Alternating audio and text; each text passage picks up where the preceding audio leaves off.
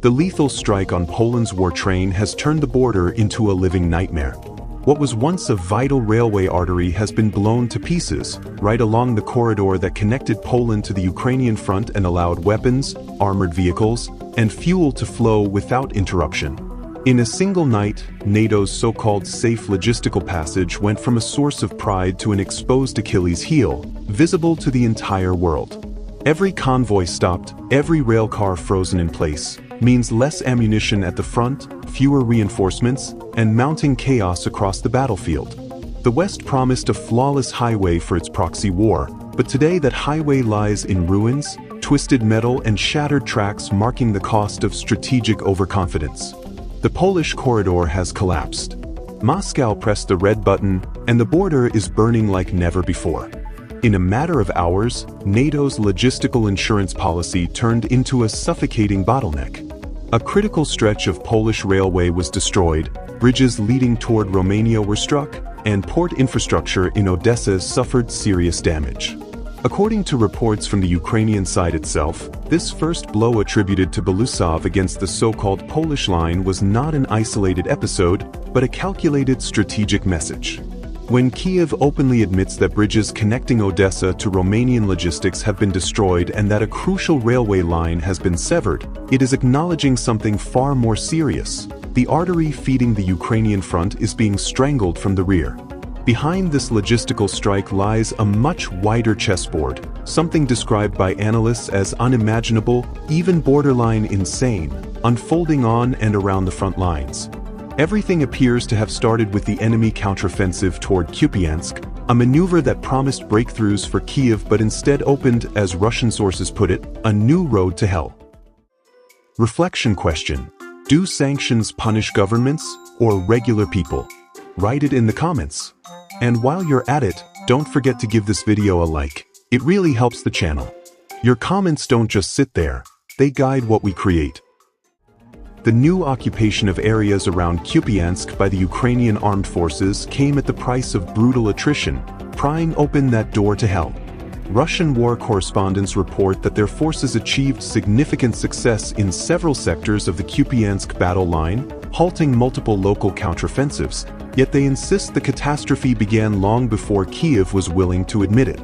Meanwhile, the Ukrainian military itself, blow after blow in the rear, has acknowledged the destruction of port infrastructure, the bridges linking Odesa to Romania, and the key railway that once served as Poland's logistical spine. Layered on top of this is another explosive revelation. Reports speak of NATO forces confirming their readiness to invade Belarus, while Zelensky announces a missile strike against that country even as he declares his willingness to capitulate. In that context, the phrase cutting through Russian analysis is cold and cynical. It is a matter of price. The situation in the Kupiansk agglomeration remains desperate and, according to several correspondents, critical in certain areas, not only because of urban combat but because of everything happening around it, where the map is being redrawn almost every hour. According to Ukrainian journalists cited by these sources, Kiev's forces have not achieved a major success in Kupiansk, but their explanation is revealing. They claim that Russian forces supposedly never fully controlled the city to begin with. This narrative attempts to soften the reality while maps show Russian units advancing and consolidating positions under extreme conditions.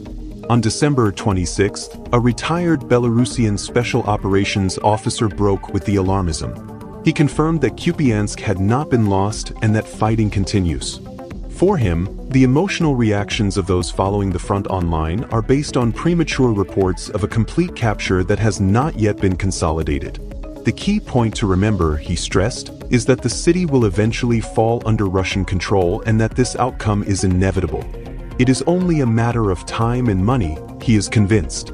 On the ground, however, the enemy is not fighting soldiers alone, but the weather itself.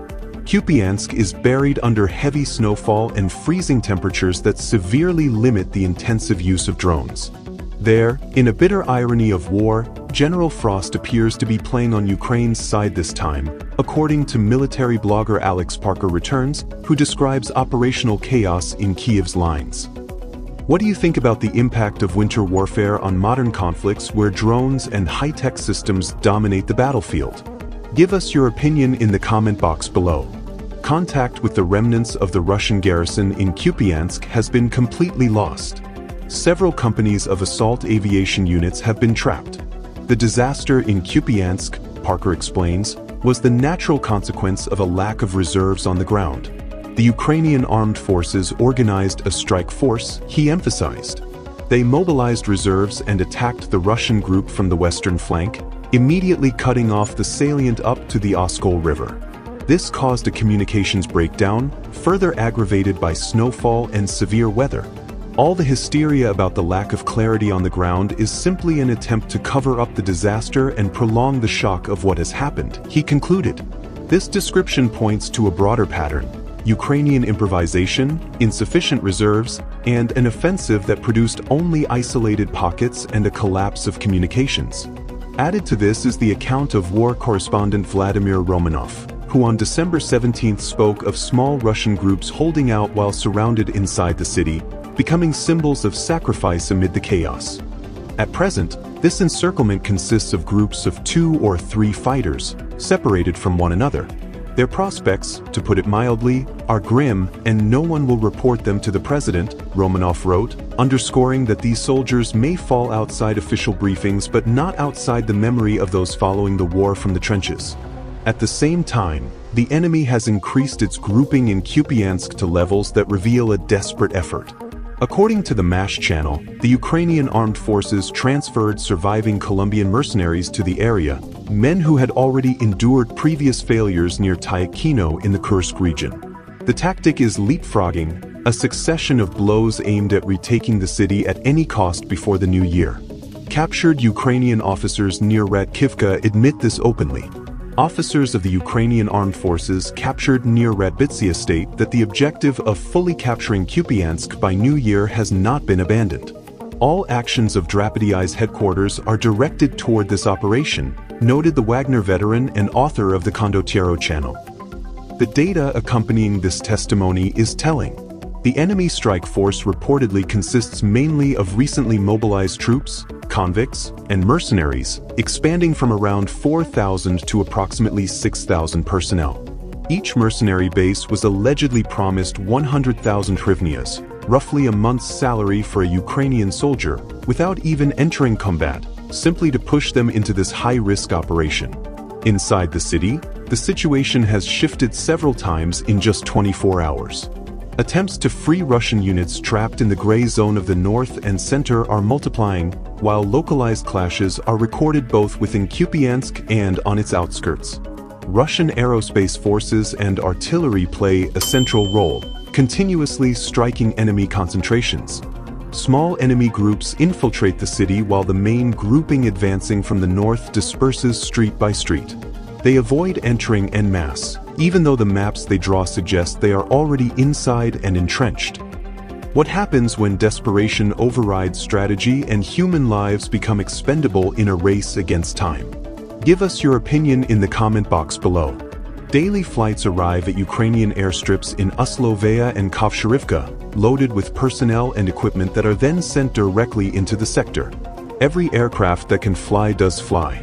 Like cockroaches, they swarm toward Kupiansk, toward Savintsy and beyond, and there, it becomes a bloodbath, a military blogger described, underscoring the almost self-destructive nature of this continuous flow toward the front.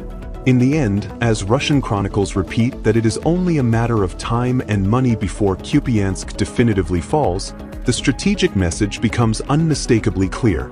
With every stretch of rail destroyed and every city contested, Moscow is not just fighting for a single front line.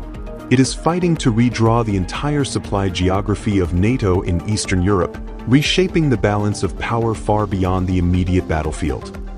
In conclusion, the collapse of the Polish rail corridor is not just another tactical episode.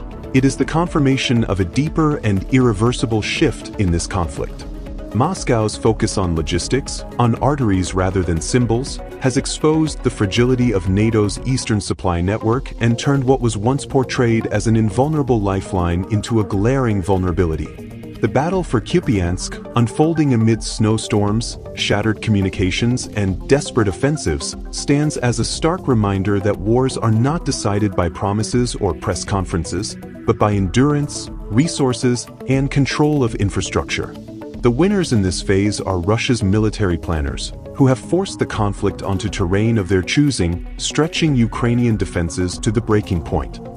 The losers are not only Kyiv's exhausted units, but the civilians and soldiers caught in a grinding war of attrition, where every kilometer of rail and every ruined bridge carries strategic weight. As international media cautiously acknowledge the growing strain on Ukraine's rear and analysts draw parallels to Cold War-era battles over supply lines, one truth emerges with brutal clarity: this is no longer just a fight for territory, but for the very mechanics of war in Eastern Europe. Kupiansk, and the shattered rails to Poland, may well be remembered as the moment the logistical illusion finally collapsed. Now it's your turn. If this analysis gave you a clearer picture of what's really unfolding behind the headlines, leave us a comment with your take on this turning point. Do you think targeting supply corridors changes the entire trajectory of the war? Like this video if you want more in-depth geopolitical breakdowns, and subscribe so you don't miss what comes next. Activate notifications because this story is evolving fast, and the next chapter could arrive sooner than anyone expects. And remember, you can become a channel member today. If you believe in this project and want to see it grow, your support truly makes the difference.